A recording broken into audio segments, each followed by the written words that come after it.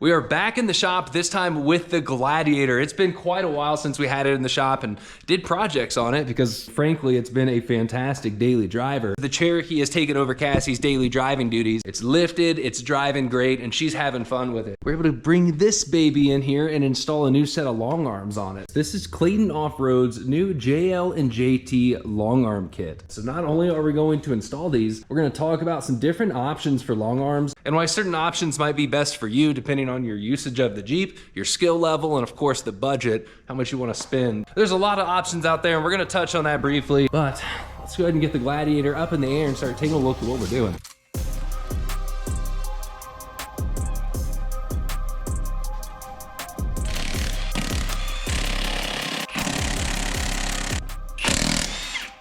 It is wild how much torque an extension will take out of what you're trying to loosen. Breaking the jam nuts free is always fun, but it's easier while everything's still bolted up.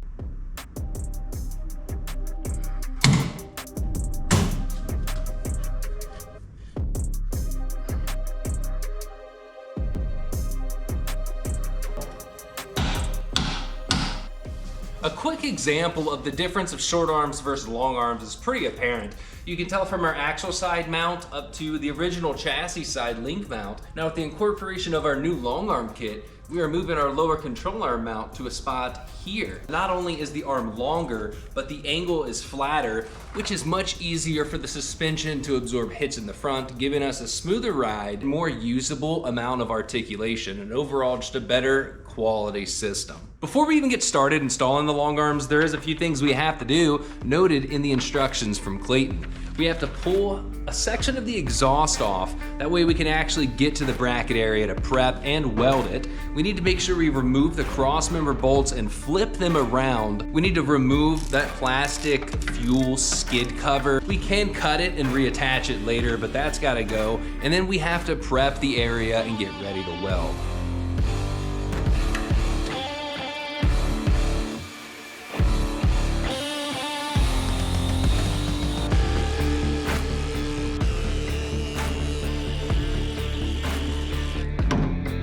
During projects like these, the most tedious and labor-intensive part of the job is usually cutting off all the old frame brackets. So far, all we had to do to position this bracket was measure 3/16 back from this hole right here in the frame, and that's where this is going to get tack welded. Now we do need to make sure we disconnect the battery and locate our ground clamp as close to this area as possible. But up under here, you can see we removed the lower control arm bracket from the frame. I probably could get up there and clean that up a little bit more, but I'd have to remove this entire exhaust loop and cat from the engine to get there. Same with the upper bracket, there's still a little bit there, but by the time it's painted, you're not gonna notice it unless you're looking directly at it. So depends on how far you wanna take the job cleaning up the frame, but at this point, we are good to go ahead and tack weld this in so we can start moving on to talking about the actual kit itself.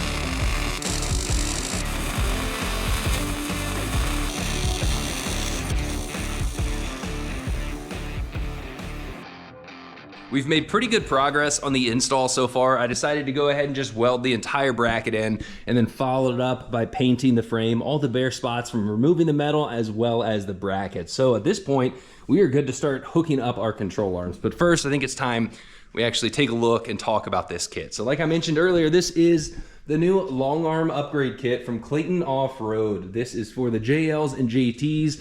Currently only tested with the V6 3.6, and for the JLs, they've only tested it with the 4-door. So what we get here in this kit is a radius arm long arm, and it's pretty neat because they actually share a lot of similarities to Clayton's short arms. Any tires that you currently have, your backspace, if you're running the Clayton kit, it's going to work because they mimic the exact same clearance curvature in their arms as their short arm kit, except it just continues longer. Now for the upper portion of the long arm, as you can see, the upper actually ties into the lower. That is a radius arm design. Later on in the video, I do want to talk about the differences in suspensions like I have on the board here. Radius arm, stock adjustable, 3-link and 4-link. I've installed various long arms on the channel before, but back to this. The brackets are weld on, so you are gonna have to weld them, but I would much rather prefer weld on brackets opposed to a bolt on bracket. for something like a set of long arms. Now these brackets come raw steel. I went ahead and painted them and then just ground down the edges to weld it to the frame. This upgrade kit is priced, I think, somewhere around $970, so under $1,000, but they are currently running a Black Friday sale as well, so go check them out. One more really neat feature that they packed into this long arm design is that if you are running their short arm adjustable kit, as you can see right here, here's the old arms I took off. You can reuse those as the uppers because it is the exact same arm that they use in their short arm kit. So at that point, if you only need the lowers and the brackets, your price comes out to something like $600. It's under $700 at that point. But that is enough yapping. Let's get back under the Jeep and install our lower control arm, which is going to set the wheelbase of the axle.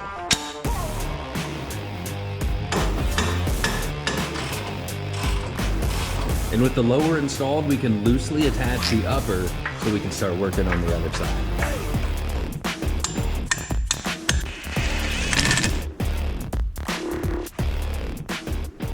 And just like that, the driver's side is finished up and we can head on over to the passenger side and do the exact same steps. Remove the control arms, cut, clean, weld, install the arm, and then we're gonna move over to the alignment side of it. But I will say that so far what I've noticed is this kit is very DIY friendly. It's really not that hard, not too time consuming, and if you are somebody who's gonna pay a shop to do it, I think this kit is going to drastically cut down on sort of the labor hours just because it's really not all of that involved. With all of that being said, let's knock out this passenger side so we can get this thing aligned and take it out for a road test.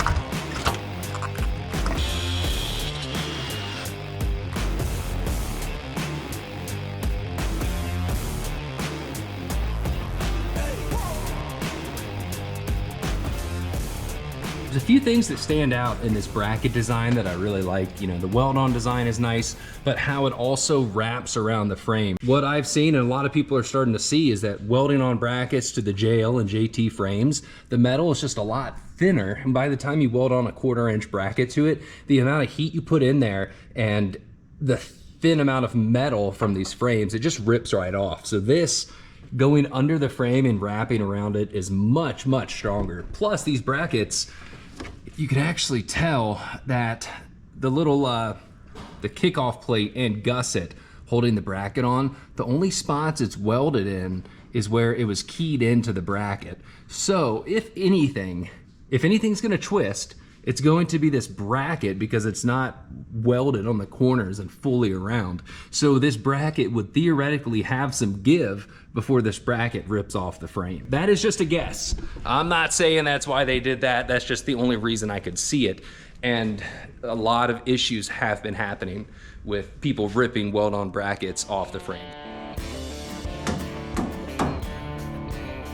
Earlier in the video, I mentioned that we set both of our lower control arms to the same length, which was 37 and 5/8. Now that sets the wheelbase, which looks like we're in the right spot. Looking at the spring pad and the shock, looks like everything's fine. So at this point, it's time to dial in the alignment, which is pretty easy to do. We are back on the ground. We have one tire on, this one's on the jack stand. And since both of our lowers are set to the same length, we can reference this side just to make sure the axle looks centered and we're happy with the wheelbase. Once again, we're leaving our upper off of the passenger side. We are going to adjust our upper over here on the driver's side to correct our pinion angle and caster angle. I like to get caster right around 5.5 on these. So we're gonna support the pinion with the jack, remove the upper control arm bolt, jack up to our desired caster and pinion angle, and then adjust the upper arm to fit. With this arm installed and a good caster angle, we're good to go to adjust this one to fit over in the passenger side. And we can leave this jack here just so everything stays exactly where it is. Well, we are finally out of the shop and able to test drive this thing. I'm heading over to Mike's. He has a flex ramp, so we're gonna flex out the suspension and see what it looks like, you know, maxed out. But so far, guys, driving this, you know, back roads, we're going about 60 right now. Normally, this thing would be a little bit flighty over some of these bumps, but this thing drives like a dream. Braking is also pretty nice because there's not a ton of like anti-dive. When you slam on the brakes, the front end doesn't sink down too much. Some of these you know, longer bumps, not necessarily large, but longer bumps, the Jeep used to feel a little bit flighty. Now it just feels planted. So I'm excited to see how it handles flexing and off-road, but just driving it so far, like the Jeep doesn't feel any looser. Everything feels the same. The shocks are still the same, but the handling characteristics feel much better. Oh, he's going in for the pass. Is he gonna make it? And he makes it. So it's time to flex this thing out. We are here at Mike's house. What's the story behind this? So this was from Matt Christian. I remember that this one isn't like the typical angle, is it? Isn't, here I see numbers. 30 degree ramp. 30 degree? The big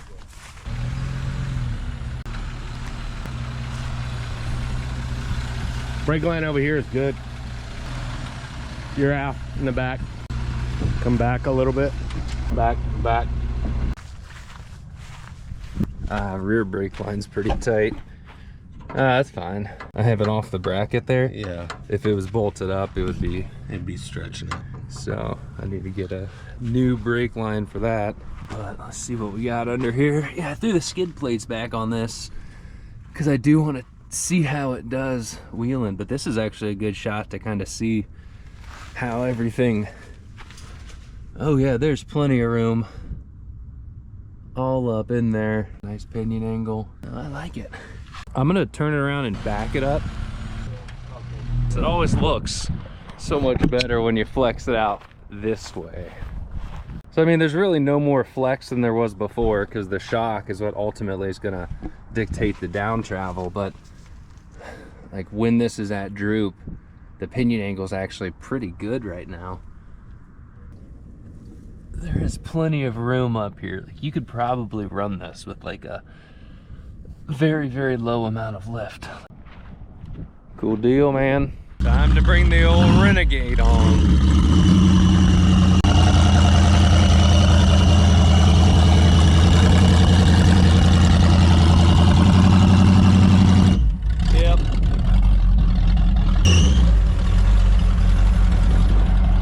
I only have about 50 miles behind the wheel, but this is the best the Jeep has ever driven, hands down. As you can tell, we have about 80,000 miles on the Jeep, and there's been multiple stages throughout, you know, when I bought it brand new back in 2019, we have taken it wheeling when it was stock on 35s with a lift kit, with 37s, all kinds of different places. We have done a lot with this build. It definitely has a place in my heart. It still has the bones and feeling of a Jeep, but with the new long arms, this thing is just driving fantastic. This is kind of where we're going to dive into the different types of suspension designs, but this is like my third time filming this and I just ramble on for way too long.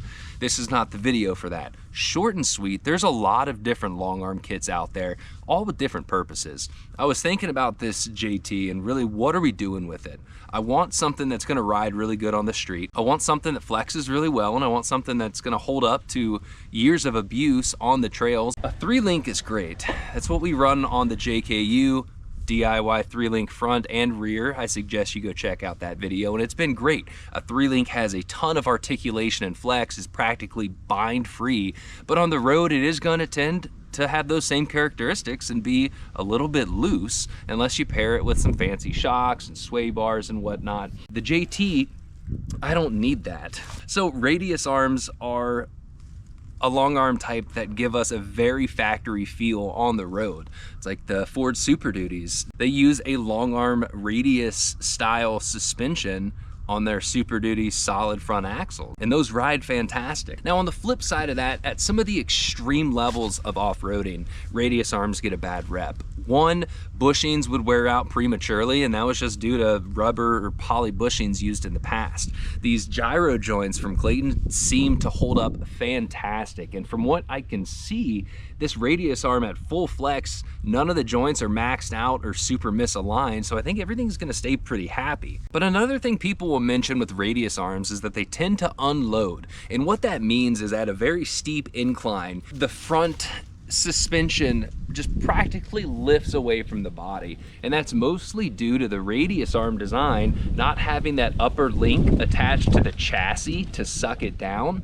But in reality, those situations tend to happen even with 3 links and 4 links unless you have a very, very dialed in suspension and horsepower that can accommodate the anti-dive and anti-squat in those situations. And the JT is not something that's really going to be put in a scenario where your suspension design is going to make it or break it, whether you make it up an obstacle. At least mine's not gonna be. Now, another option would be a 4-link long arm front. It does get a little trickier because now we have to weld on 2 more brackets up on the frame side, and the price increases accordingly. The road characteristics are gonna be similar. We're only gaining maybe a tiny bit of off-road function. So not only does this kit give us a fantastic amount of flex, a better ride quality, but it's also a super simple design. It's cheap, easy to install, and hopefully it'll be maintenance free just like the other control arms have been for the past 60,000 miles. I guess the last thing we forgot to talk about was the drop brackets. You know, we ran the drop brackets with the adjustable control arms for a while. They work, it definitely rode better, but still it's not the same as a full set of long arms. These just feel so much more solid. The control arm brackets tend to get loose over time, and even though they do correct the angles, now that we have a higher center of gravity, you know, it's not the same exact geometry as it was from the factory. But long story short, long arms definitely drive better. But like I was saying earlier, you know, none of the joints are really misaligned in any of the brackets. And these gyro joints definitely do hold up to a lot of twisting from what I've seen. But that is it for this video, guys. We will follow up soon, do a little trail trip, see how this thing does off-road, and follow up over time and see how this kit holds up. Thanks for watching. Like always, give the video a thumbs up, subscribe to the channel, and I will have a link to this kit in the video description. I'm pretty impressed with it so far, especially for the price and ease of install. We'll see you later, guys. Thanks for watching.